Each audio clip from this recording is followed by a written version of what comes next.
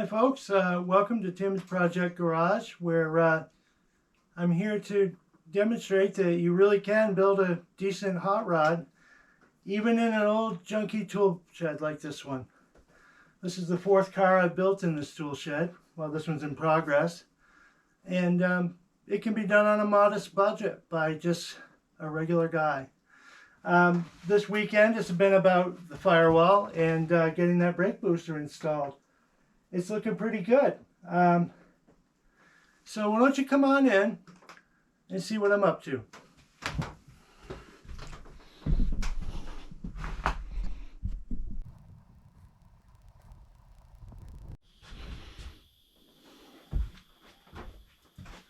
Hello everyone, it's paint mixing time.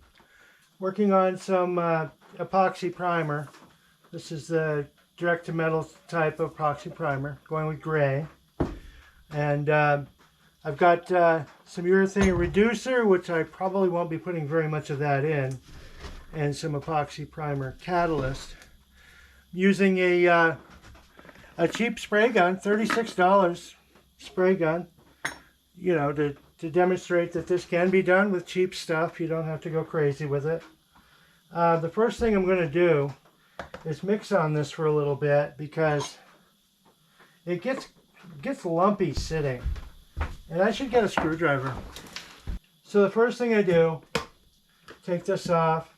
Where I am, it's kind of a cool day, so I may put a little bit of reducer in it. We'll see how this stirs up, because oftentimes they don't stir up well.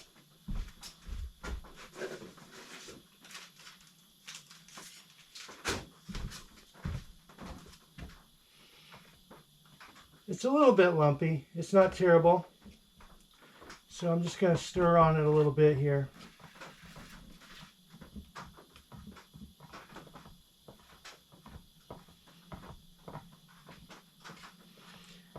Since all I'm going to do is a firewall, I'm not mixing up a lot of it.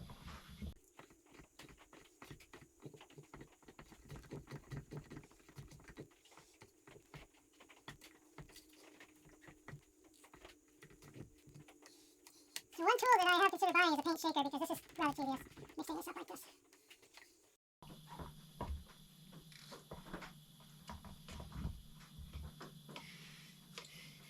So one tool that I have considered buying is a paint shaker because this is rather tedious, mixing this up like this.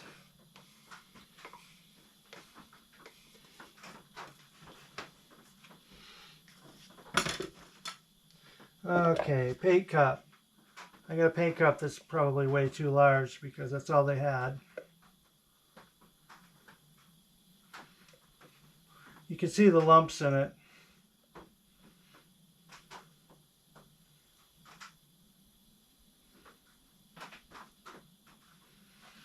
And that, of course, is the reason why the paint shaker is a great idea to have.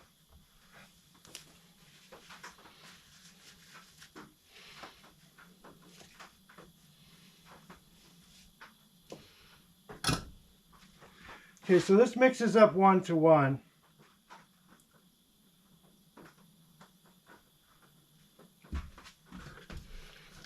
With catalyst.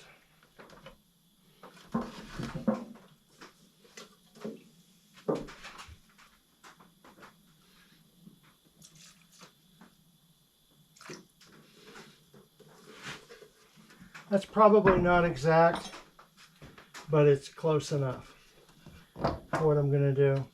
So I have this aluminum wire. It's welding wire that I'm going to use to make a paint stirrer out of, so I can use my drill for it. It appears I have a piece of stainless. I thought it was a piece of aluminum. I'm probably wasting a rather expensive piece of wire on this.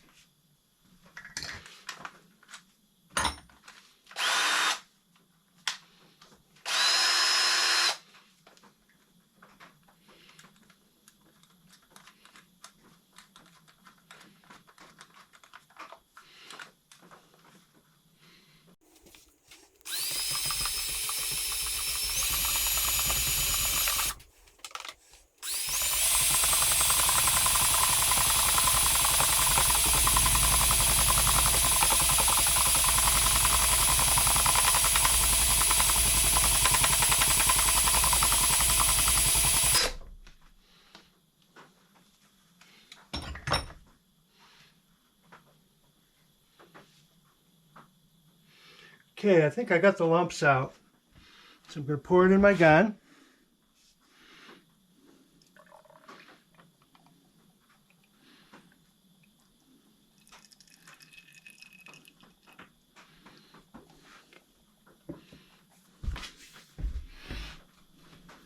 All right, I'll deal with that after.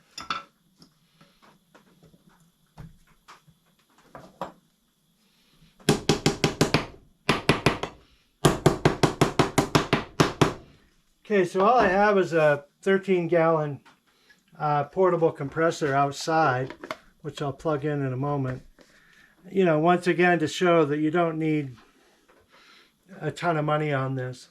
I do have a water separator. I have my pressure regulator. I got it set just under 40 pounds, and I'll adjust it from there as I go. And so now I'm going to plug that in, and I'm going to reposition the camera so I can show you guys the spraying.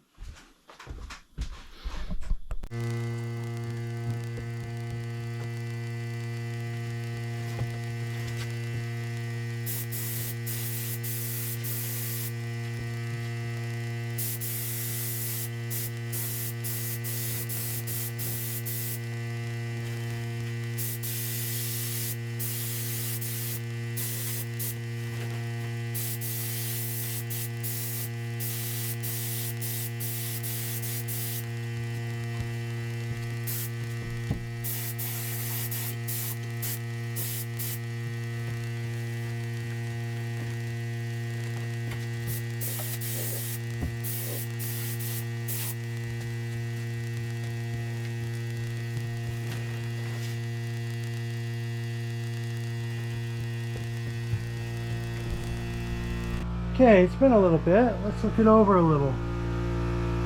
It actually looks pretty good. This was the second coat, of course, as you saw that it was already gray when I started. It's a little bit of an optical illusion. I'm noticing through the can that it looks like it's different colors, but it's actually not.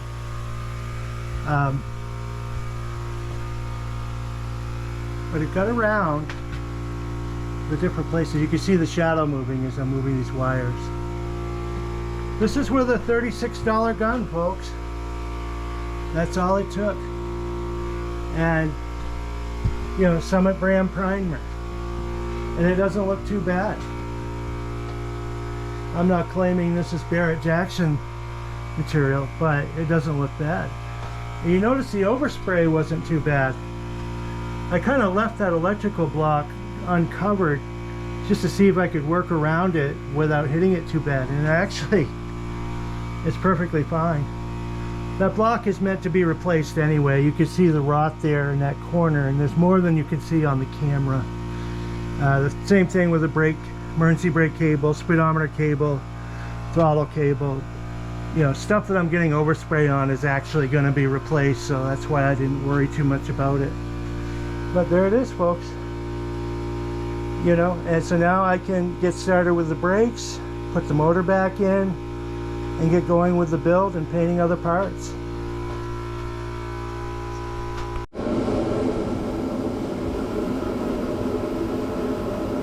Welcome back, folks. We finished up spraying the firewall. That's drying right now, so the next step is to just begin the reassembly process. And here's the brake assembly that I took apart and cleaned up. I did wind up painting it, so you know there was some discoloration with the rust treatment, but that's okay. So I'm going to put this back together. I'm going to put a little bit of grease in there. I don't know that it necessarily needs it, but I'm not against grease, so putting some in there.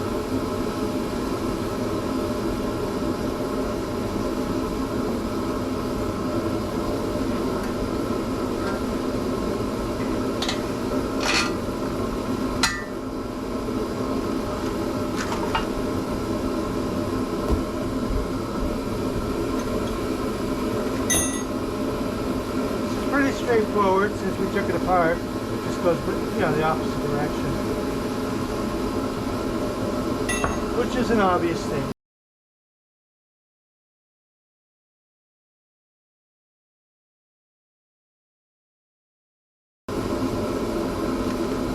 And I'm going to check it to see how it moves. It moves nicely, of course. It's a little bit on the loose side, so I'm going to go a little further with it. Because of course, as you tighten this, it's going to bend the sheet metal a little bit. That's why you don't want to go too far with it.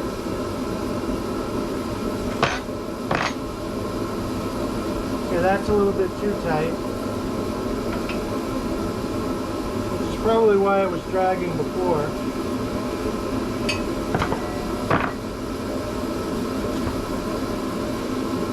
The thing is if it's too tight, it won't stop you from stopping the car. Your brake lights might stay on because it doesn't want to release all the way. There. It's moving just about right. So once again, refer to the service manual for more directions.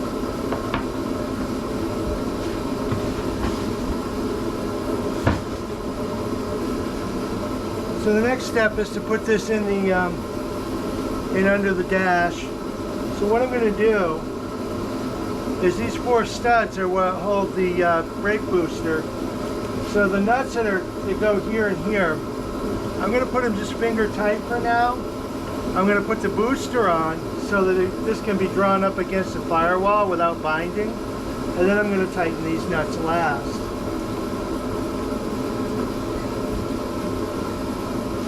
Okay, here's the inside. As you can see, the brake pedal is installed and it's put in there just like that, nothing to it. And the next thing, I'm going to hang the brake booster. So here's the assembly here. I have the new clevis installed, so that's ready. It is not adjusted for length yet. That has to be done once it's put together completely.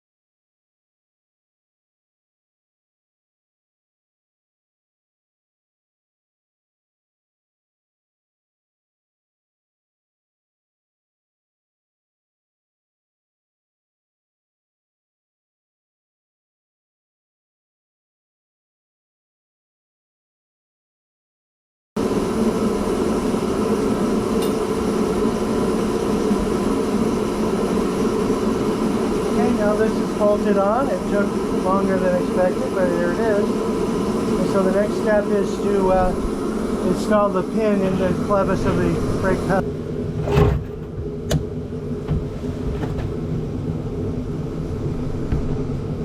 As you can see the clevis here. And already we can see that the length is wrong for what we want to do. So I'm going to have to put the extender on that came in the kit. So for right now, we're on hold for a minute. This kit is designed to fit a bunch of different cars. So a little bit of experimenting like this is going to be, you know, the norm.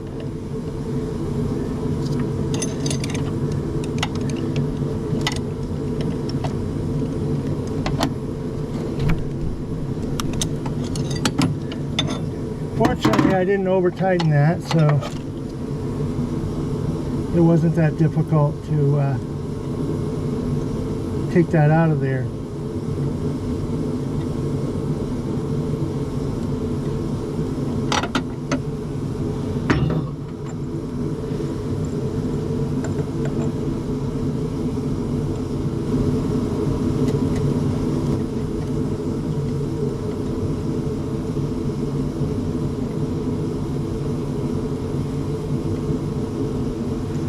So I'm not really going to adjust this right now because with a new setup like this, I'm going to need the driver's seat in place so I can know, you know, how high the pedal is as far as how it feels, things like that. But it will be together.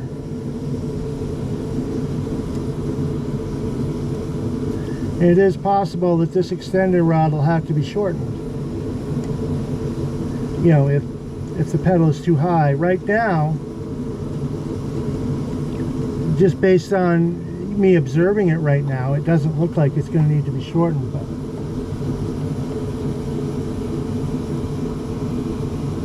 But that is a thing to be thinking about while assembling this mess.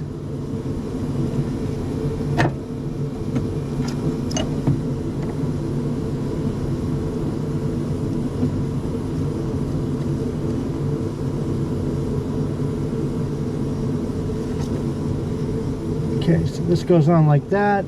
I'll get the clevis in the cotter pin. Not the clevis pin in the cotter pin.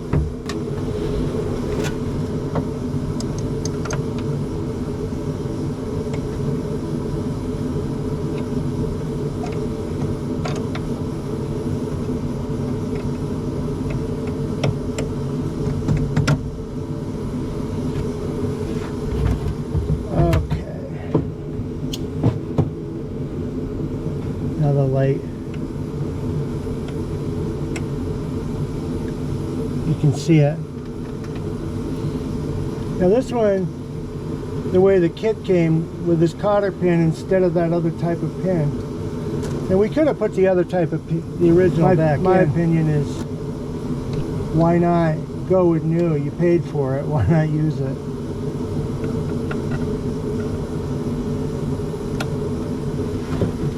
Since that pin wants to turn,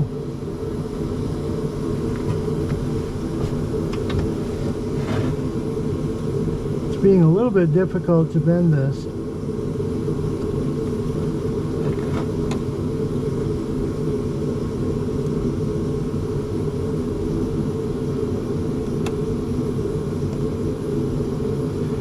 That, and I'm trying not to block the view too much, but I'm sure I am.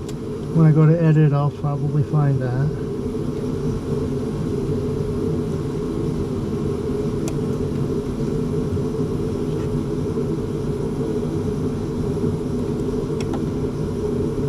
Okay, there it is. We're not adjusted yet, but we have the brake pedal. It works without binding, but it's working without binding or giving any trouble like that. So there it is.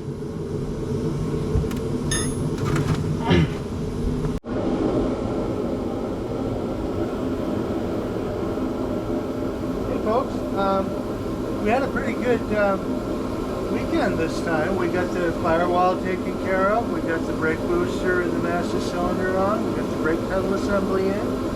That sets us up great for next week. The 1/4" line kit came in that I mentioned in a previous episode, and I wanted to go over, you know, it comes with all the fittings you need right in this kit. You know, it's got the half 20 tube nuts, the 9/16 18 tube nuts, the 7/16 24 tube nuts. See, it has all of that, so I won't need to buy a lot of extra stuff. I ordered a 1/4" 7/16 unions, so that way I don't have to make the rear brake line in all one piece, because it's difficult to do. But then you know, I got other stuff like for the 3/8 lines, because I'm going to be running the line for the brake, for the gas as well, which will be 3/8, and other fittings. So this is what we're looking forward to. Going to take care of the braking system. Going to put the chassis paint on under the frame underneath the engine where I couldn't reach before, and then from there, hopefully the rear end is supposed to be in a couple more weeks, and then I'll be installing the 9" rear end. So that's a wrap for this week. Take care. Bye.